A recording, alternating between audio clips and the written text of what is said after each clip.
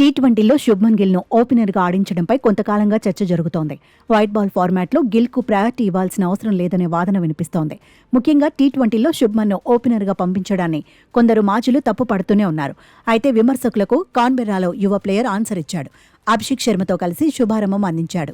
ఆ తర్వాత కెప్టెన్ సూర్యకుమార్ యాదవ్తో కలిసి దూకుడు కొనసాగించాడు.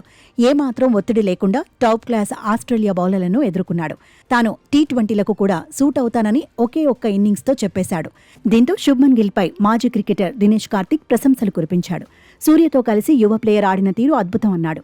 వన్డేల్లో విరాట్ కోహ్లీ మాదిరిగానే టీ20లో శుభ్మన్ గిల్ కూడా ఇన్నింగ్స్ను నిర్మిస్తాడని చెప్పుకొచ్చాడు. కెప్టెన్, వైస్ కెప్టెన్ బాధ్యతలతో వచ్చే ఆత్మవిశ్వాసం కూడా అద్భుతంగా ఆడేందుకు ఉపయోగపడుతుందన్నాడు. విరాట్ చకచకా పరుగులు సాధిస్తాడని దినేష్ కార్తిక్ అన్నాడు. స్కోర్ కార్డ్ చూస్తే కానీ కోహ్లీ ఎన్ని పరుగులు చేశాడో తెలియదన్నాడు. ఇప్పుడు శుభ్మన్ కూడా విరాట్ లాగే కనిపిస్తున్నాడన్నాడు. టీ20లో ఓపెనర్గా వచ్చేందుకు కష్టపడ్డాడని గుర్తు చేశాడు. ఎన్నో సవాళ్లను ఫేస్ చేశాడని చెప్పుకొచ్చాడు.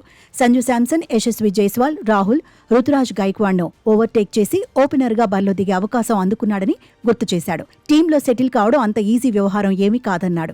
జట్టులో కొనసాగాలంటే కన్సిస్టెన్సీ చూపించాలన్నాడు. నిలకడగా పరుగులు సాధిస్తేనే ఒత్తిడి ఉండదన్నాడు. అద్భుతమైన టాలెంట్ ఉంటే గాని జట్టులో సెటిల్ కావడం కష్టమన్నాడు. టెస్టులు, వన్డేల్లో కెప్టెన్గా ఉన్న శుభ్మన్ పరుగులు సాధిస్తూనే ఉండాలన్నాడు. పరుగులు చేయడం ఆపకూడదన్నాడు. కెప్టెన్సీ, వైస్ కెప్టెన్సీ అనేది కొంతవరకు బూస్ట్ ఇస్తుందన్నాడు. మ్యాచ్ విన్నింగ్ ఇన్నింగ్స్ ఆడాలన్నాడు. మరోవైపు శుభ్మన్ గిల్ వల్లే సంజు శాంసన్కు నష్టం జరుగుతోందన్న చర్చ ఉంది. దీనిపై సంజు శాంసన్ కూడా రియాక్ట్ అయ్యాడు. ఏ పరిస్థితుల్లో అయినా బ్యాటింగ్ చేసేందుకు సిద్ధంగా ఉండాలన్నాడు. ఇప్పుడు ఓపెనర్లు మాత్రమే ఫిక్స్ అయ్యారన్నాడు. తనకు వివిధ స్థానాల్లో ఆడిన అనుభవం ఉందన్నాడు. భిన్నమైన పాత్రలు పోషించానని చెప్పుకున్నాడు.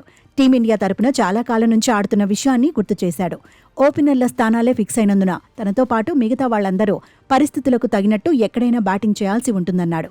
ఇక కెరియర్ ఆరంభం నుంచి టీ20లో శుభ్మన్ గిల్ ఓపెనర్గానే బరిలో దిగుతున్నాడు. 29 మ్యాచుల్లో 742 పరుగులు సాధించాడు. ఇందులో ఒక సెంచరీ, 3 హాఫ్ సెంచరీలు ఉన్నాయి.